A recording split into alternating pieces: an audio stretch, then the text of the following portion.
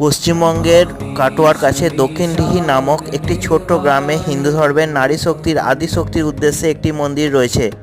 এই মন্দিরটি ইশানী নদীর তীরে অবস্থিত। অট্টহাস মন্দিরটি 51টি শক্তিপীঠের মধ্যে একটি বলে মনে করা হয়। সতীর দেহের অঙ্গ এবং গয়না এখানে পড়েছিল। দেবী এত বড় যে নিচের ঠোঁট প্রায় 15 থেকে 18 ফুট চওড়া। প্রতিটি শক্তিপীঠ মন্দিরের সাথে যুক্ত শক্তি ও কালভৈরবের একটি করে নাম রয়েছে। অট্টহাস মন্দিরের শক্তিকে ফুল্লরা এবং কালভৈরবকে বিশেষ নামে সম্বোধন করা হয়ে থাকে। মন্দিরের পাশেই একটি প্রাকৃতিক পুকুর রয়েছে। লোকশ্রুতি অনুসারে এই পুকুর থেকে হনুমান 108টি পদ্ম সংগ্রহ করেছিলেন বলে জানা যায়, তখন শ্রীরাম দেবী দুর্গার আরাধনার জন্য প্রয়োজন হয়ে পড়েছিল। মন্দিরটি খুব বড় নয়, মন্দিরটি শৈল্পিকভাবে তৈরি করা হয়েছে, যা খুব দৃষ্টিনন্দনও।